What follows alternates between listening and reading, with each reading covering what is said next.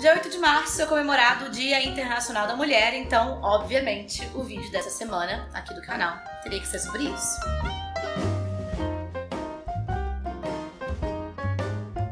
Eu, sendo eu, né, não poderia deixar essa oportunidade passar. E eu já falei sobre feminismo aqui em outros momentos, né, enfim, aqui no canal, em outros vídeos, sobre outros livros. E pensei, o que a gente pode falar essa semana que pudesse não ser aquele mais do mesmo, né? Não quero falar sobre o Dia Internacional da Mulher propriamente dito, até porque existem diversas histórias que circundam esse dia, né? De por que ele existe. Tem a história da origem desse dia, que foi quando mulheres em Londres se prenderam dentro de uma fábrica para protestar, enfim, contra... não maus tratos, mas as condições de trabalho ali naquele momento, e foram incendiadas, trancaram as mulheres e colocaram fogo na fábrica. Muitas pessoas dizem que essa história não é verdade, mas fato é que no mundo inteiro e aqui no Brasil a gente comemora, né, ou usa o dia 8 de março para pensar na condição da mulher, para pensar no papel que nós ocupamos no mundo hoje, no mercado de trabalho, na sociedade, na política, enfim, nas mais diversas esferas da nossa sociedade. Não é apenas um dia de celebração, pelo menos é o que eu penso. Eu acho que é muito um dia também de reflexão, de pensar justamente no nosso papel, e é claro que muita coisa foi feita desde o início do movimento feminista até hoje, mas ainda há um caminho muito árduo pela frente para que a gente possa realmente não só garantir todos os direitos, uma coisa no Brasil, por exemplo, ter direitos iguais, outra coisa é que esses direitos sejam garantidos da mesma forma entre homens e mulheres, mas principalmente as mesmas oportunidades também, que é a grande questão da nossa realidade hoje. Então, eu escolhi um livro que é um livro super rápido de ler e bastante inspirador nesse sentido, que é esse aqui, é um livro chamado Mulheres Incríveis. E ele diz aqui, né, artistas e atletas, piratas e punks, militantes e outras revolucionárias que moldaram a história do mundo. Gosto muito de como eles usaram a palavra moldaram e não a palavra mudaram. Acho que mudaram também, mas essas mulheres que ajudaram a moldar o mundo como nós conhecemos hoje. E tem diversas mulheres, desde a Malala, enfim, ganhadora do Nobel da Paz, a menina que lutava e luta até hoje, né, pela educação de mulheres no Paquistão, que é, enfim, o país dela, a Marta, nossa heroína do futebol, a Frida Kahlo, que é uma figura super importante e quase que meio clichê hoje em dia quando a gente fala de feminismo. E o livro fala sobre várias mulheres que em diversos ramos, seja na ciência, na política, nas mais diversas épocas, marcaram a história do mundo. E aí eu escolhi 5 mulheres não tão óbvias que enfim, impactaram mais ao ler suas histórias nesse livro. Foi difícil, tá? Tem muitas mulheres incríveis aqui, mas eu escolhi essas 5 que, enfim, atuaram em áreas diferentes, só pra te dar um gostinho também de ler esse livro depois. Primeiro é a Chimamanda. A Chimamanda é uma escritora nigeriana que eu adoro, já falei sobre ela também aqui no canal.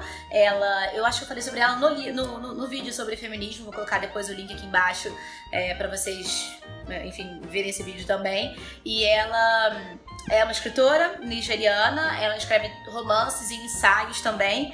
E a história dela é muito bacana, porque quando ela era criança, lá na Nigéria, em Nsukka, que é a cidade que ela nasceu, ela lia, quando era criança, livros de, enfim, escritores e escritoras de crianças, mas que constantemente eram povoados por crianças brancas enfim, que viviam na Europa.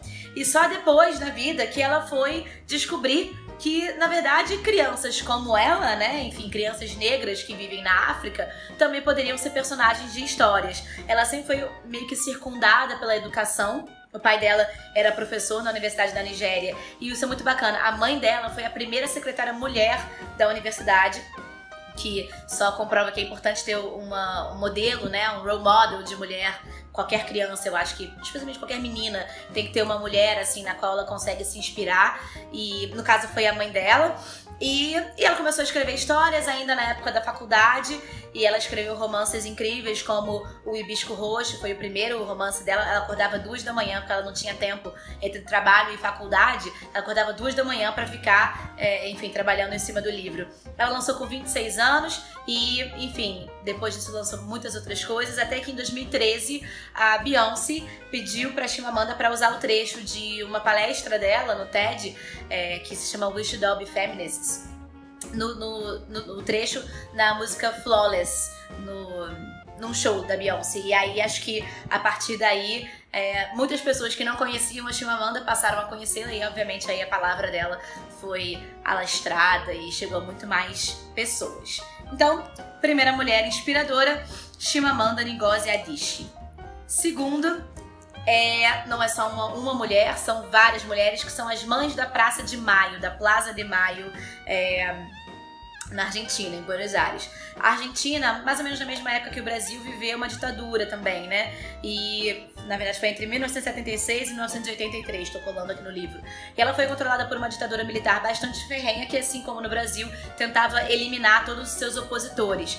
E aí, no início, foram 14 mães que se reuniram na Plaza de Maio, protestando e pedindo informações sobre seus filhos que estavam desaparecidos, porque muitas pessoas foram perseguidas, né, nessa época, e assim como no Brasil também, desapareceram e nunca foram encontradas, seus corpos nunca foram achados. Toda semana essas mães se reuniam. Eu não conhecia a história dessas mães, eu conheci por meio desse livro. Toda semana essas mulheres se reuniam e cada vez mais mulheres começaram a se reunir. Isso foi em 77. Quem começou foi uma mulher chamada Azucena Villaflor de Vicento. E no final desse ano já eram 150 madres que se reuniam e protestavam, queriam saber sobre seus filhos. Ganharam uma repercussão imensa, porque a Argentina sediou a Copa do Mundo em 78, e aí vários jornalistas também começaram a noticiar essas mulheres. O governo chamava as mulheres de Las Loucas, tentando diminuir um pouco a ação dessas pessoas, mas os Estados Unidos, todo mundo começou a olhar para isso e protestar também, cobrar atitudes do governo argentino. Mesmo quando a ditadura militar terminou, na verdade a própria Azucena misteriosamente desapareceu também, mas depois que a ditadura terminou, muitos homens foram presos, né, por conta das torturas na ditadura, e as mães continuaram agindo para tentar, enfim, ter notícias e encontrar seus filhos. Hoje, quando você vai a Buenos Aires, eu reparei isso, acho que a última vez que eu fui, tem em vários lugares, já passando nas ruas, tem umas plaquinhas assim: aqui viveu fulano de tal, que desapareceu no dia tal. E aí hoje a Argentina sente muito esse momento que viveu. Então, mães da Praça de Maio, também inspiradoras. Trazendo aqui para o contexto brasileiro, Maria da Penha, que vocês devem conhecer pela lei, né? Pela Lei Maria da Penha, que é a lei que previne, tenta prevenir ou pelo menos punir os culpados de violência doméstica e familiar. A Maria da Penha ela é viva, uma mulher aquariana, tá? Que, como todos os aquarianos, muito à frente do seu tempo, mas que sofreu um bocado nessa vida, tá? A Maria da Penha, ela foi casada com um cara chamado Marco Antônio Herédia Viveiros, que era violento em relação a ela e em relação às filhas deles, e ela meio que não conseguia sair daquela situação. Ele cometeu uma tentativa de homicídio 2 vezes, uma vez dando um tiro nela pelas costas, outra vez tentando eletrocutá-la enquanto ela estava tomando banho. E aí, enfim, em dado momento ela conseguiu sair desse cárcere privado que ela vivia com esse cara. A família dela, de alguma forma, conseguiu tirá-la dali, porque ela vivia meio que como prisioneira desse homem. Ela processou esse ex-marido e 8 anos depois ele saiu em liberdade. Enfim, não foram feitas provas em relação a ele, muito embora ela tenha ficado paraplégica por conta do tiro nas costas. E aí ela criou a Lei Maria da Penha, enfim, lutou para criar a Lei Maria da Penha, lançou um livro chamado Sobrevivi, Posso Contar, e até hoje ela e as filhas trabalham num no Instituto Maria da Penha, que tenta justamente prevenir e punir e ajudar vítimas de violência doméstica. Então a Maria da Penha, uma super mulher que teve que passar por maus bocados, mas que lutou para que outras mulheres não passassem pela mesma coisa que ela. Quarta mulher, também não conhecia a história da Sophie Scholl. A Sophie Scholl foi uma alemã que vivia em 1933, ela tinha 12 anos e ela, como todas as crianças de boas famílias na Alemanha, ela entrou para a Liga das Garotas Alemãs, que era a ala para meninas do Partido Nazista. E ela cresceu junto com outras meninas e outros jovens, amando o seu país e muito sem saber o que o governo de Hitler estava fazendo por aí. Muitos alemães, né, viveram isso, na verdade, de viver numa ilusão de que a pátria estava melhorando e em muitas coisas a pátria estava melhorando mesmo, economicamente e tudo mais, mas a troco de quê, né? A troco de uma perseguição ferrenha a grupos vistos como minorias, como negros, ciganos e judeus. A questão do Holocausto ficou conhecida no mundo inteiro, muito embora existam pessoas que até hoje neguem o Holocausto. E a Sofia, quando ela chegou na faculdade, ela e o irmão dela, o Hans, começaram a estudar e a entender um pouco mais o que estava acontecendo na Alemanha e começaram a tomar conhecimento das atrocidades do governo de Hitler. E aí eles, junto com algumas outras pessoas, fizeram panfletos e começaram a distribuir panfletos na universidade com artigos que eles escreveram sobre, enfim, essa realidade. E eles chamaram de Rosa Branca, esse grupo deles. E a Sofia, como ela era mulher e mulheres eram menos suscetíveis de serem paradas pela polícia alemã, pela SS, ela distribuía os panfletos, ela jogava os panfletos do alto da universidade para eles caírem, todo mundo pegar aqueles panfletos.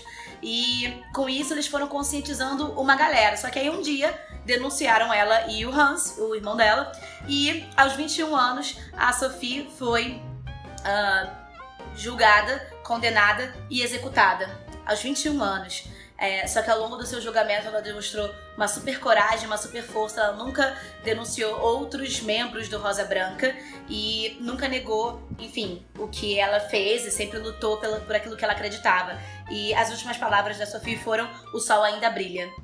E também uma super mulher. E por fim, eu tô puxando um pouco de sardinha pro meu lado, que é o lado da educação, é a Maria Montessori. A Maria Montessori, eu acho que quem conhece um pouquinho de educação deve conhecer pelo menos o nome, né, do método montessoriano. A Maria Montessori foi uma médica italiana. Ela foi a primeira médica mulher na Itália, na verdade. Ela, quando entrou, ela queria ser médica. Quando se formou em engenharia, e aí, que já era improvável para mulher, e depois quis fazer medicina, foi negada em várias universidades. Só uma universidade, que foi a Universidade de Roma, que acabou aceitando a Maria Montessori, mas ela não podia assistir aula com os caras, por exemplo. Então, a aula de dissecação de cadáver, os caras proibiam que ela assistisse junto com eles, então ela tinha que ficar after hours, né, de ficar depois da faculdade fechar para fazer por si só os trabalhos. E a Maria começou boa parte do trabalho de campo dela na faculdade era visitar instituições e para crianças com doenças mentais. E ela ficou horrorizada com a forma como essas crianças eram tratadas. Aí, depois de formada, ela montou um método de educação para essas crianças. Em 1907, ela abriu uma escola chamada Casa dei Bambini, na periferia de Roma, para 50 crianças. E a Maria montou esse método que, na verdade, diz que crianças devem ser levadas muito a sério. Elas não são mini adultos, mas também não são folhas em branco. E crianças têm plena oportunidade e capacidade de aprender, enfim, as coisas sozinhas, mas elas precisam ter liberdade para explorar. E então ela criou um método bastante investigativo de educação, que cada criança aprende no seu tempo e aprende por si. Ela achava que as crianças podiam aprender brincando, e até hoje isso enfim, isso se reverbera, né? Porque hoje, por exemplo, na Finlândia, que é o país considerado né, uma das melhores educações do mundo, eu visitei a Finlândia no ano passado e lá eles falam muito sobre o Learn by Playing, que é aprender brincando, e por meio de jogos e instrumentos e, enfim, atividades para as crianças aprenderem brincando. Hoje os métodos da Montessori são usados em mais de 22 mil escolas montessorianas em 110 países no mundo. Então uma super mulher aí também, uma super influência. Tem várias, tá? Várias mulheres nesse livro. Recomendo. É uma boa fonte de inspiração pra gente. Enfim, pra gente continuar na luta, pra gente continuar indo atrás dos nossos direitos, tentando quebrar o patriarcado e garantir as nossas oportunidades, os nossos direitos iguais, não para cada uma de nós individualmente, mas para mulheres de todo mundo. Então, a todas as mulheres, parabéns pelo Dia Internacional da Mulher e sigamos na luta. Até semana que vem, boa leitura!